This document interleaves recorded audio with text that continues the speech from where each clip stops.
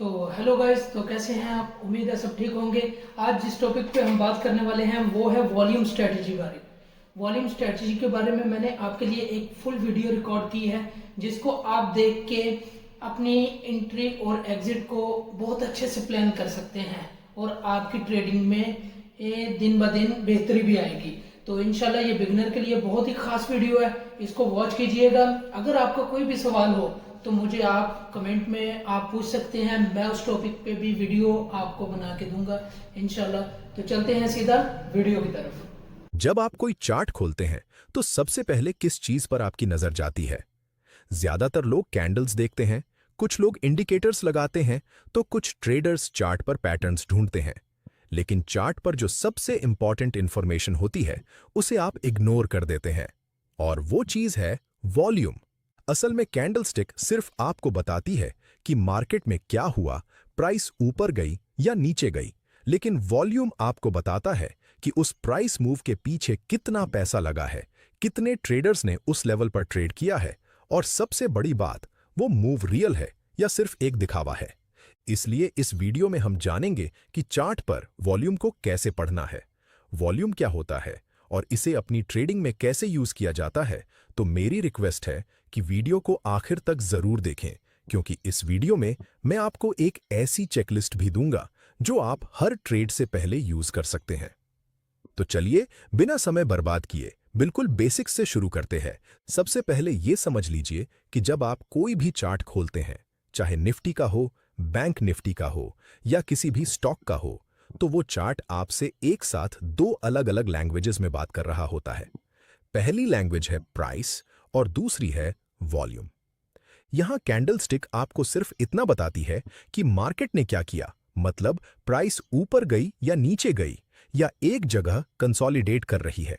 इसका मतलब चार्ट पर बन रही कैंडलस्टिक्स आपको प्राइस की मूवमेंट्स को विजुअलाइज कराती है, लेकिन इसके पीछे की पूरी कहानी बताता है वॉल्यूम, क्योंकि वॉल्यूम आपको बताता है कि प्राइस के उस मूव के पीछे कितने ट्रेडर्स की पार्टिसिपेशन थी, उस लेवल पर कितने बायर्स और कितने सेलर्स आए, साथ ही कितना पैसा एक्चुअली उस डायरेक्शन में लगा।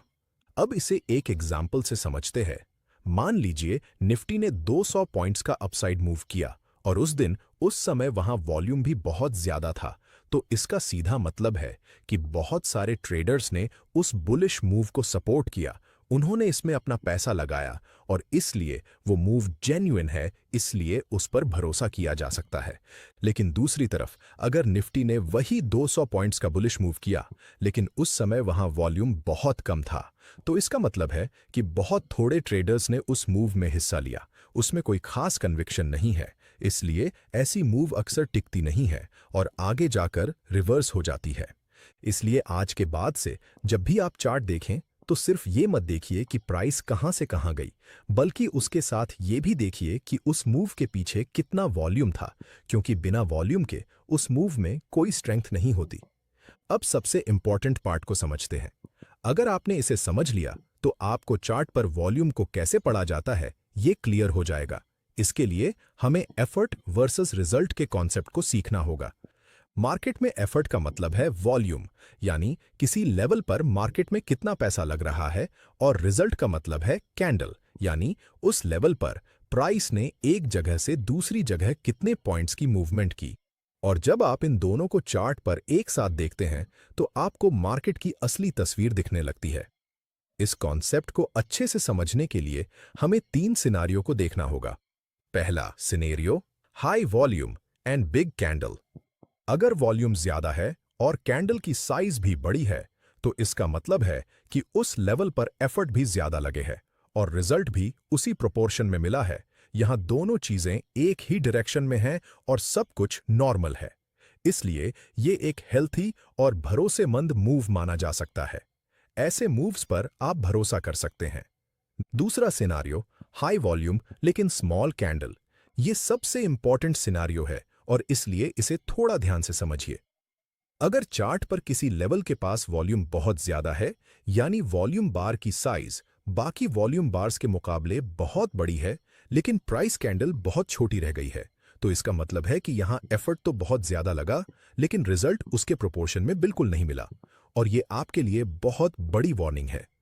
असल में यहां जो हो रहा होता है वो ये है कि एक तरफ बायर्स बहुत जोरदार बाइंग कर रहे होते हैं, लेकिन दूसरी तरफ कोई बहुत बड़ा प्लेयर जिसे हम स्मार्ट मनी कहते हैं वो चुपचाप बैठकर उन सारे बाय ऑर्डर्स को अब्सॉर्ब कर रहा होता है, यानी वो उस लेवल पर सेलिंग कर रहा होता है। लेकिन वो ये सब इतनी चालाकी से करता है कि प्राइस तुरंत नीचे नहीं गिरती। इसे एब्जॉर्प्शन कहते हैं। और जब उस लेवल पर बाइंग का प्रेशर खत्म हो जाता है और बायर्स थक जाते हैं, तो उस समय प्राइस को ऊपर पुश करने वाला कोई नहीं बचता, जिस वजह से अक्सर इसके बाद प्राइस बहुत तेजी से नीचे गिरती है। इसको चार्ट पर पहचानना बहुत आसान है। अगर किसी स्टॉक में प्राइस एक रेजिस्टेंस लेवल के पास पहुंची है और उस समय अगर वॉल्यूम बहुत ज्यादा है, लेकिन कैंडल की साइज छोटी होती जा रही है और साथ ही कैंडल्स में ऊपर की तरफ लंबी विक बन रही है, तो समझ जाइए कि स्मार्ट मनी वहां सेल कर रहा है और इसलिए आपको उस लेवल के पास बाइंग करने से हमेशा बचना चाहिए। तीसरा सिनारियो, लो वॉल्यूम लेकिन प्राइस फिर भी ऊपर जा रही है। तीसरे सिनारियो में अगर चार्ट पर प्राइस लगातार ऊपर जा रही है लेकिन उस समय वॉल्यूम बहुत कम है, तो इसका मतलब ये नहीं है कि बायर्स बहुत स्ट्रांग हैं, बल्कि इसका मतलब ये है कि यहां मार्केट से सेलर्स बिल्कुल गायब हैं और इन लेवल्स पर कोई बेचने को तैयार नहीं है।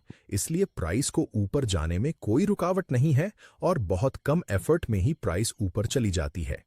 इस सिचुएशन को नो सप्लाई कहते हैं और इसके ठीक ऑपोजिट अगर प्राइस नीचे जा रही है और साथ में वॉल्यूम भी बहुत कम है, तो उसे नो डिमांड कहते हैं, यानी बायर्स को यहां बाइंग करने में कोई इंटरेस्ट नहीं है, इसलिए प्राइस अपने आप नीचे आ रही है। अब इन तीनों सिनारियोज की समरी को एक बार देख लेते हैं, जिससे इन्हें याद रखने में आपको आसानी होगी। पहला, चार्ट पर हाई वॉल्यूम के साथ बिग कैंडल बनते हैं, तो इसका मतलब है कि ये एक हेल्थी और जेन्युइन मूव है जिस पर भरोसा किया जा सकता है। दूसरा, हाई वॉल्यूम के साथ छोटी कैंडल बनने का मतलब यहां अब्जॉर्प्शन हो रहा है, जो एक वार्निंग सिग्नल है और चार्ट पर कभी भी रिवर्सल आ सकता है।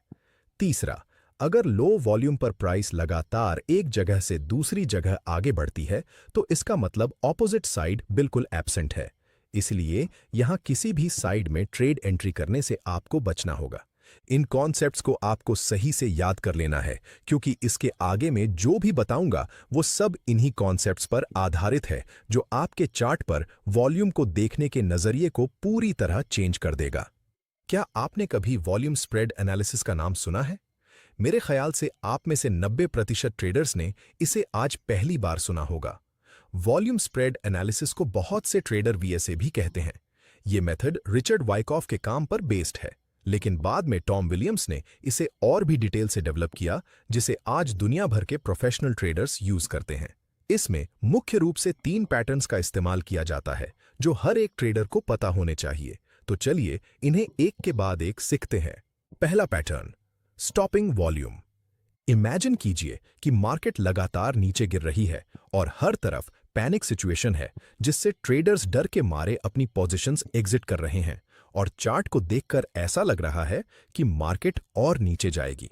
लेकिन फिर अचानक एक कैंडल चार्ट पर बनती है जो बेरिश भी है और बाकियों के मुकाबले काफी बड़ी भी है। साथ ही सबसे खास बात यह है कि उसके नीचे वॉल्यूम बहुत ज्यादा दिख रहा है।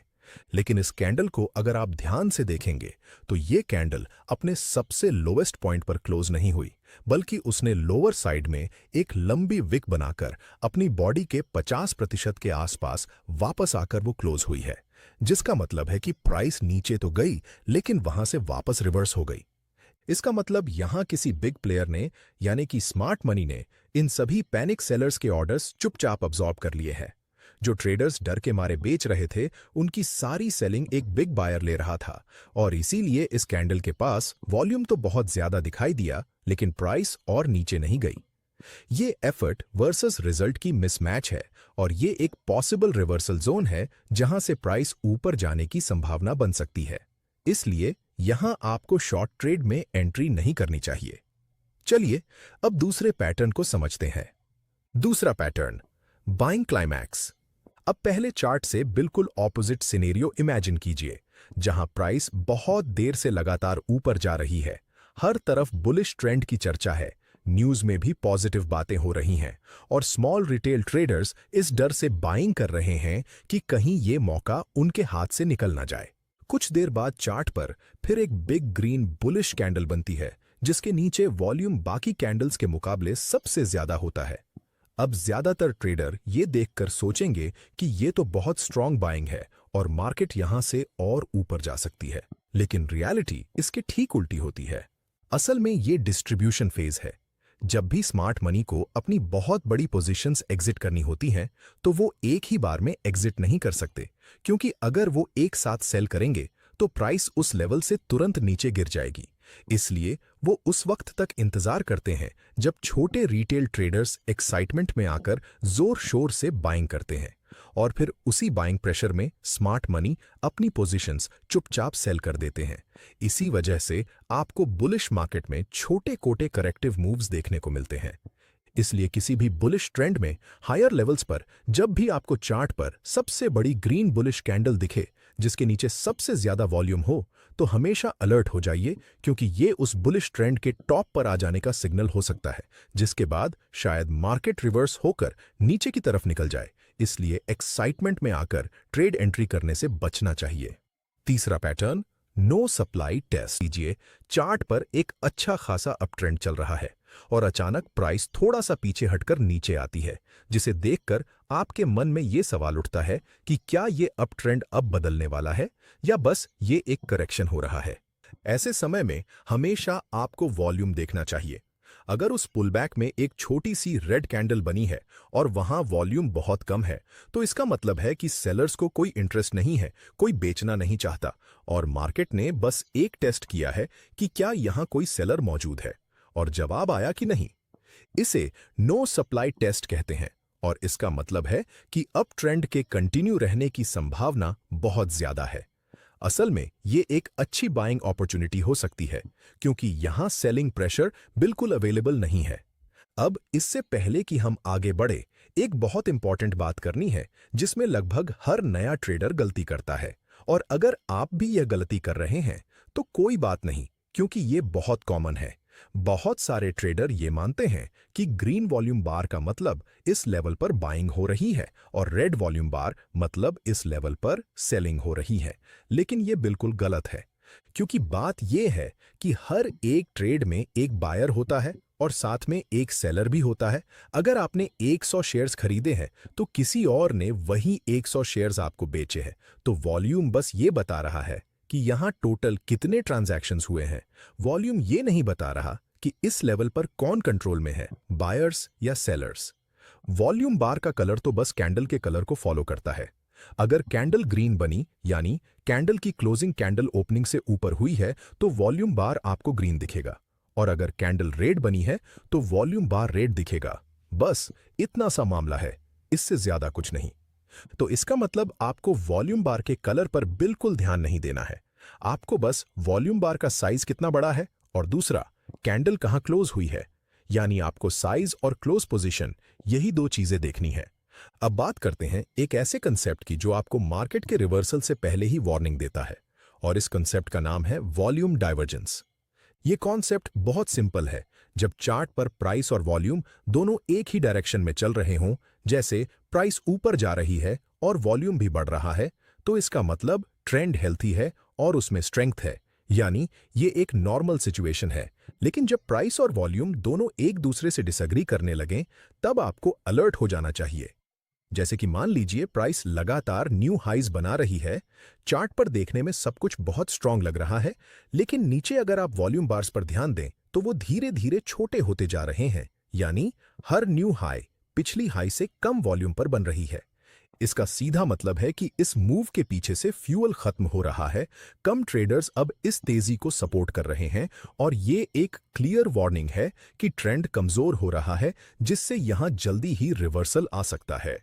और बिल्कुल यही बात ऑपोजिट डायरेक्शन में भी काम करती है। अगर प्राइस लगातार नीचे गिर रही है, लेकिन हर नए लो पर वॉल्यूम पहले से कम आ रहा है, तो इसका मतलब है कि सेलिंग प्रेशर कम हो रहा है, सेलर्स थक रहे हैं, और हो सकता है कि यहां मार्केट में बॉटम बन रहा हो। वॉल्यूम डाइवर्जेंस की खासियत यह है कि यह आपको उस समय सिग्नल दे देता है जब मार्केट ने अभी रिवर्सल नहीं किया है, लेकिन अंदर से वो थक चुका है। तो अगर आप इसे पढ़ना सीख गए तो आप बहुत सारे ट्रेडर्स से एक कदम आगे रहेंगे। अब तक सीखे सभी कॉन्सेप्ट्स को एक सिंपल और प्रैक्टिकल प्रोसेस में बदलते हैं, जो आप आज से ही अपनी ट्रेडिंग में यूज कर सकते हैं। इसमें आपको 3 स्टेप में चेकलिस्ट को फॉलो करना है। पहला स्टेप, बिग पिक्चर को देखिए। सबसे पहले चार्ट पर किसी भी एक कैंडल पर ध्यान देने से पहले थोड़ा पीछे हटिए और 15 मिनट या उससे ऊपर की टाइम फ्रेम पर नजर डालिए और खुद से पूछिए कि ओवरऑल वॉल्यूम इंक्रीज हो रहा है या फिर घट रहा है, और क्या कहीं कोई अनयूजुअल वॉल्यूम स्पाइक दिख रहा है। ये बड़ी पिक्चर आपको बताएगी कि मार्केट में ट्रेडर्स की ओवरऑल पार्टिसिपेशन बढ़ रही है या कम हो रही है। दूसरा स्टेप, की लेवल्स पर ध्यान दीजिए। अब अपने चार्ट पर सबसे इंपॉर्टेंट सपोर्ट और रेजिस्टेंस लेवल्स आइडेंटिफाई कीजिए और फिर देखिए कि जब प्राइस इन लेवल्स के पास पहुंचती है तो वॉल्यूम कैसा बिहेव कर रहा है। यहीं पर एफर्ट वर्सेस रिजल्ट का कॉन्सेप्ट काम आता है। अगर प्राइस रेजिस्टेंस पर पहुंची और वॉल्यूम बहुत बड़ा लेकिन कैंडल छोटी रह गई तो ये अब्जॉर्प्शन है और यहां रेजिस्टेंस लेवल स्ट्रांग है, इसलिए आपको यहां बाइंग साइड में ट्रेड एंट्री नहीं करनी है।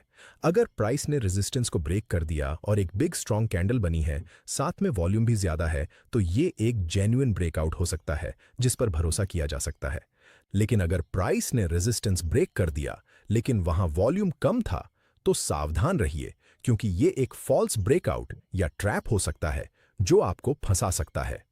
तीसरा, कॉन्फर्मेशन का इंतजार कीजिए, और ये वो स्टेप है जहां ज्यादातर ट्रेडर्स गलती करते हैं।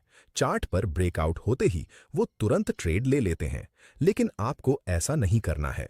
आपको अगली एक कैंडल का इंतजार करना है। अगर ब्रेकआउट के बाद प्राइस थोड़ा सा पीछे हटे और वो पुलबैक कम वॉल्यूम पर हो, तो ये नो सप्लाई टेस्ट है और यही आपकी कॉन्फर्मेशन है कि ये ब्रेकआउट जेन्युइन है और अब आप कॉन्फिडेंट के साथ ट्रेड एंट्री ले सकते हैं। अगर